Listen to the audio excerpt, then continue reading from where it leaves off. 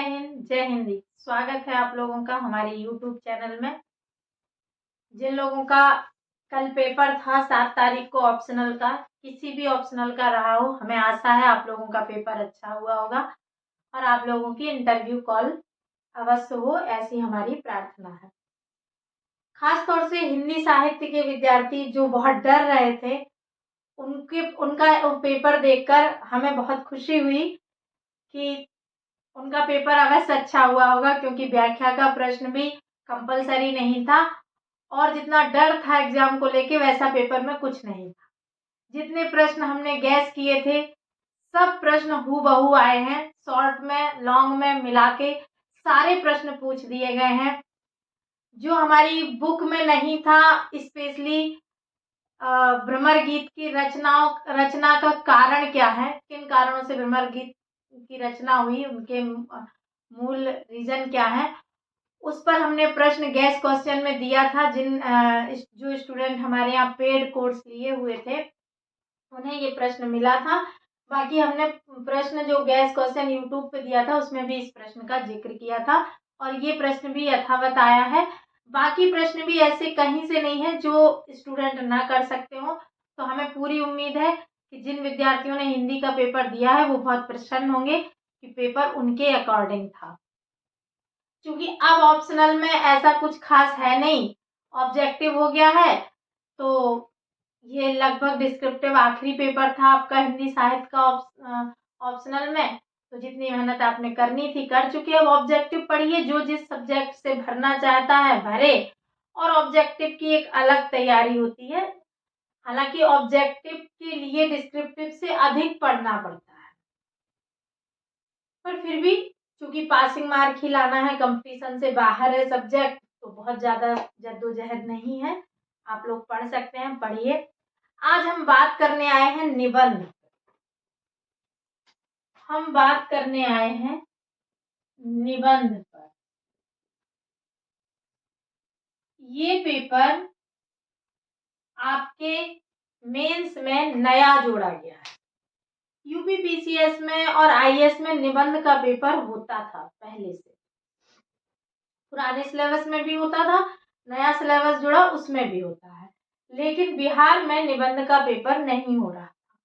इस बार जो नया सिलेबस रिवाइज हुआ है उस पैटर्न में एक पेपर निबंध का होगा जो 300 नंबर का होगा। और ये बातें मैं नहीं बता रही हूँ, ये आपको पता है, ये तो मैं सिर्फ बोल रही हूँ, ये आपको पता है। ये बताने के लिए मैं वीडियो नहीं बना रही हूँ, वीडियो आप अंत तक देखिएगा।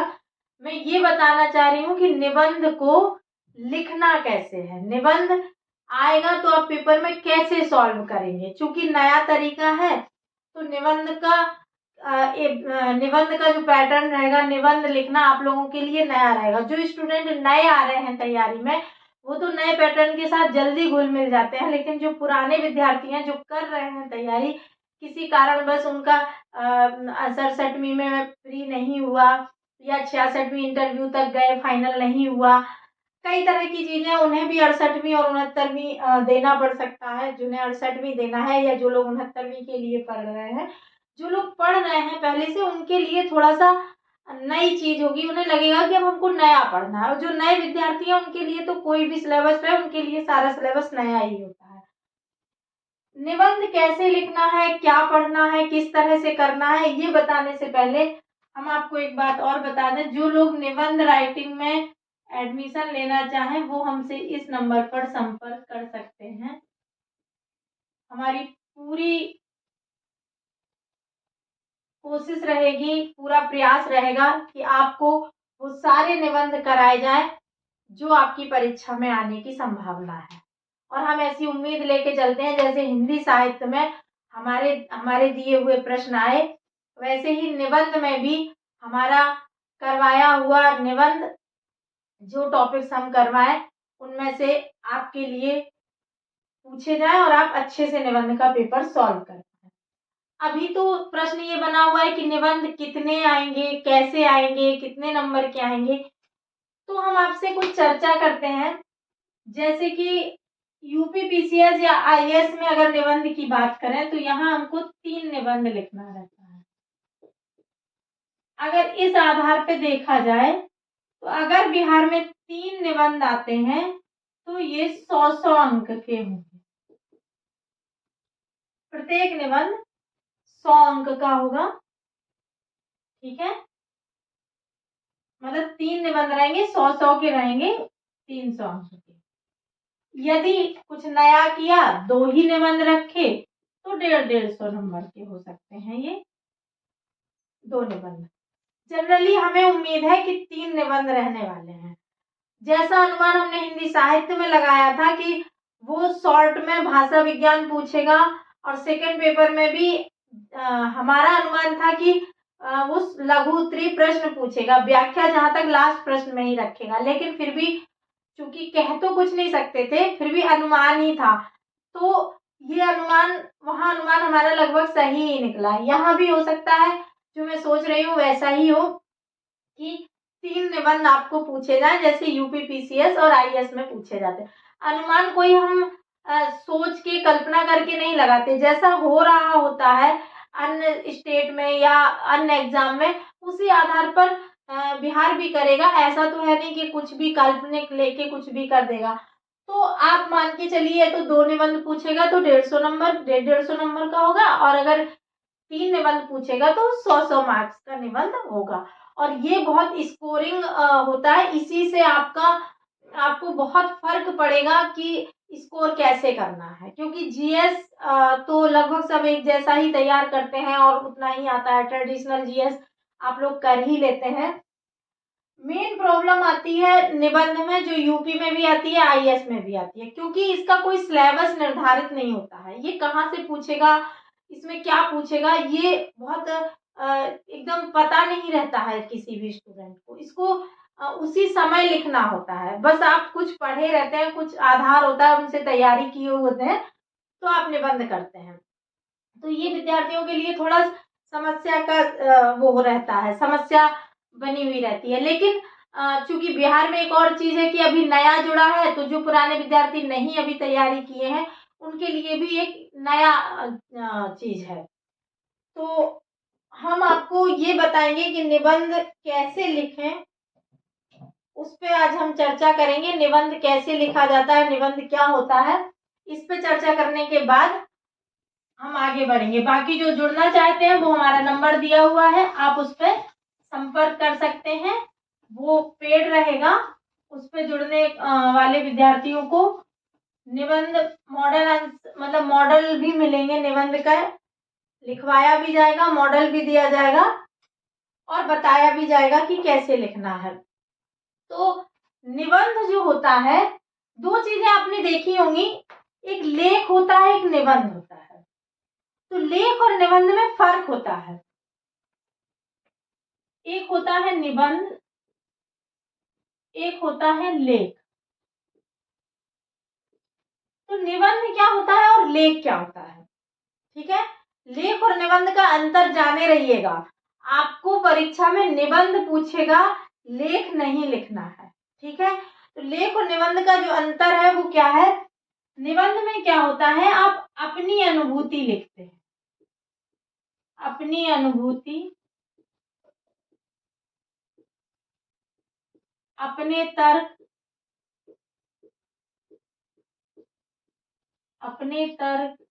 अपने सुझाव,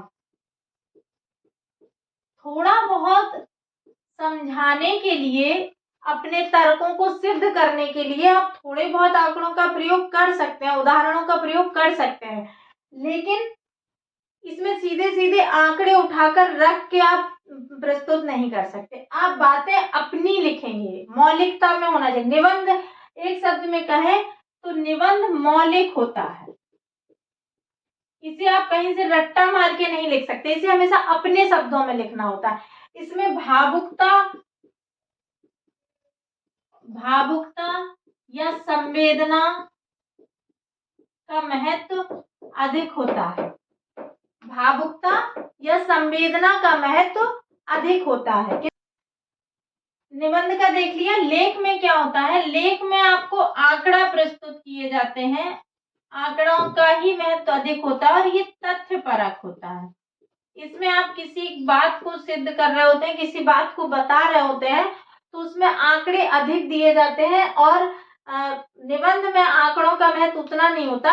उदाहरण के लिए आंकड़े देंगे, लेकिन पूरे लेख में सिर्फ निबंध में सिर्फ आंकड़ों और उस तथ्य के आधार पर आप पूरी बात को नहीं कहेंगे। आपके व्यक्तिगत विचारों को बहुत महत्व दिया जाता है। एक शब्द और लिख लीजिए, व्यक्तिकता। इसमें व्यक्तिगत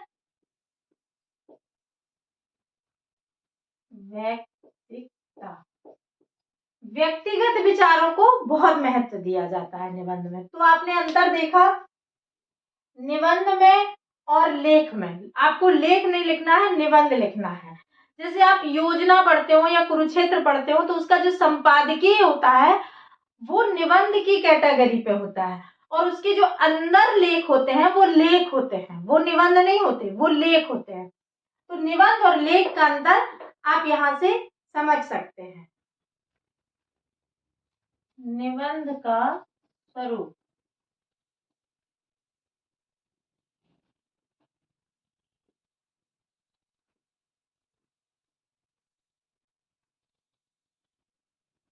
बोर्ड गीला था तो मार्कर नहीं। निबंध का स्वरूप, निबंध का स्वरूप में कैसे निबंध आपको लिखना होगा, तो सबसे पहले निबंध में आप क्या देंगे, कोई सार्वभौमिक विचार, सार्वभौमिक विचार, या इसी को कथन कह सकते हैं, किसी राइटर का उस टॉपिक पे जो निबंध आपसे पूछा गया है, जिस टाइटल से निबंध पूछा गया है, उसके से मिलते जुलता कोई सार्वभौमिक विचार हो, कोई कथन हो, कोई शेर हो, कोई कविता हो, वहां से उठा के आप निबंध को शुरू करिए। वो सॉरी वो बहुत प्रभावी होगा। इस कथन को लिखने के बाद आप निबंध में लिखेंगे प्रस्तावना। क्या लिखेंगे, प्रस्तावना। सबसे पहले सार्वभौमिक विचार लिखेंगे, कोई कथन, कोई कविता, कोई शेर, उसके बाद आप प्रस्तावना लिखेंगे। ठीक है, प्रस्तावना लिखने के बाद आप विवरण देंगे, विवरण दोनों तरह का देंगे आप। इसी प्रस्तावना में आपने जो बताया है कि आप क्या देने वाले हैं आगे, उसको विस्तार में लिखेंगे और उसको सही और गलत के आधार पर परखने का भी प्रयास करेंगे। क्या करेंगे कि सही विवरण है या गलत है, इसका विश्लेषण आप करेंगे। सही गलत के आधार पर क्या करेंगे, विश्लेषण करेंगे। ठीक है, आपको सही भी बताना है कि वो उसमें सही क्या है और गलत क्या है। ये निबंध कौन सा पूछा गया उस पर निर्भर करेगा। उसके बाद आप कारण बताएंगे, उसके बाद कारण बताएंगे, सुधार बताएंगे, कारण बताएंगे, सुधार बताएंगे कि जो घटना है या कोई चीज है वो क्यों है और उसके लिए क्या सुधार हो सकते हैं, क्या उपाय हो सकते हैं, क्या सुधार हो सकते हैं, क्या उपाय हो सकते हैं। ये निबंध की हेडिंग, मतलब heading in the sense heading नहीं डालनी है आपको निबंध में, मतलब इन्हें पैराग्राफ के रूप में आप इन चीजों को लेके निबंध लिखेंगे, इन आधार पे निबंध लिखेंगे। ये निबंध के आधार हैं, इन्हीं आधार पर, इन्हीं स्तंभों पर आप अपना निबंध खड़ा करेंगे। अंत में आपको क्या लिखना है, उपसंहार लिखेंगे। उपसंहार में आप अपने सुझाव देंगे, जो आपके व्यक्तिगत विचार होंगे, अपने मत देंगे, सुझाव देंगे उपसंहार में। कैसे निबंध को लिखना है, सबसे पहले सार्वभौमिक कोई कथन हो उससे आप स्टार्ट कीजिए, किसी महापुरुष के कथन से स्टार्ट कीजिए, बहुत प्रभावी लगता है। उसके बाद प्रस्तावना लिखिए एक पैराग्राफ में। प्रस्तावना में हम आपको बता चुके हैं कि प्रस्तावना में क्या लिखा जाता है, तो प्रस्तावना में जो लिखा जाता है वही आप उसका विवरण देंगे, उसका विश्लेषण सही और गलत के आधार पर कीजिए। कारण बताइए क्यों है, सुधार बताइए, उपाय बताइए कैसे सुधार होंगे। लास्ट में उपसंहार में अपने सुझाव, अपने मत दीजिए कि क्या हो सकता है, क्या होना चाहिए, ये सुझाव आप दे सकते हैं। और इसमें ज्यादातर आपको क्या रखना है, व्यक्तिकता रखना है। अपना जो अपनी भावुकता है, जो अपनी संवेदना है, उसके आधार पर निबंध लिखना है, ना कि आंकड़ों का भंडार बना देना है। इसको करंट अफेयर नहीं बनाना है, इसको करंट अफेयर नहीं बनाना है, इसको बनाना है आपको साहित्य का प्रश्न। जैसे साहित्य में आप भावुकता लिखते हैं, संवेदनागत विशेषताएं लिखते हैं, वैसे आप इसमें संवेदनाएं लिखेंगे। ये तथ्यों पर आधारित नहीं होता, निबंध तथ्यों पर आधारित नहीं होता है। निबंध में तथ्य दिए जाते हैं अपनी बातों को सिद्ध करने के लिए। हम जो बात कह रहे हैं वो सिद्ध करने के लिए हमें थोड़े बहुत तर्क देने होते हैं, थोड़े बहुत आंकड़े प्रस्तुत करने होते हैं, लेकिन पूरे पूरे हम उठा के आंकड़े नहीं देते। एक आध आंकड़े से, एक आध बात से हमारा काम चल जाता है। एज इट इज आंकड़ा ना भी पता हो तो अप्रोक्स में देकर भी हमारा काम चल जाता है। बात हम सही कह रहे हो, बस इस बात का ध्यान रखना है। कितने निबंध के विषय हो सकते हैं, इस पर हम अगले वीडियो में बात करेंगे, और हम आपको उन विषयों पर बात करेंगे जिन विषयों पर निबंध तैयार करके आप परीक्षा में सफल हो सकते हैं। और बाकी आप अगर एडमिशन लेना चाहें तो एडमिशन ले सकते हैं। आपको लग रहा होगा 12 फरवरी को पेपर है, तो अभी से एडमिशन लेके क्या करेंगे। 12 फरवरी के पेपर का भी कोई निश्चय नहीं है, क्योंकि यूपी में भी एक एग्जाम है 12 फरवरी का, प्लस अभी फॉर्म भरा ही गया है फरवरी में। एकेडमिक एग्जाम भी फरवरी मार्च में होते हैं, तो कोई गारंटी नहीं है कि फरवरी में एग्जाम हो जाएगा।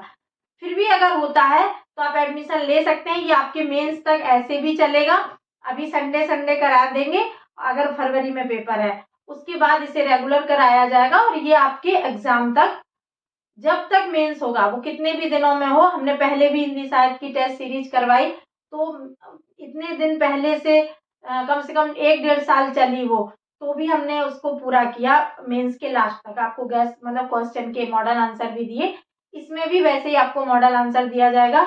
और हमारे टेलीग्राम चैनल पर जीएस की प्रैक्टिस करवाई जा रही है, प्री की भी और मेंस की भी। आपको डिस्क्रिप्शन बॉक्स में वो लिंक दे दिया जाएगा, आप वहां जुड़कर फ्री में प्री के भी क्वेश्चन और होमवर्क सीरीज चलाई जा रही है, वहां से आप जुड़ के 12 फरवरी के लिए तैयारी कर सकते हैं। आगे मेंस के लिए भी क्वेश्चन लिख सकते हैं। वहां आपको इम्पोर्टेंट संपादकीय भी दिए जाते हैं, केवल वही संपादकीय आपको पढ़ने हैं। अदर इधर उधर से बहुत ढेर सारा करे वो संपादकीय या लेख आलेख मत पढ़िएगा, ठीक है। निबंध के लिए कौन कौन सी बुक पढ़नी है, कौन कौन सी मैगजीन पढ़नी है, इस पर भी हम अगले वीडियो में बात करेंगे। आज के लिए इतना ही। आपका दिन शुभ हो। हमें हमारे साथ जुड़े रहने के लिए आपका बहुत बहुत धन्यवाद।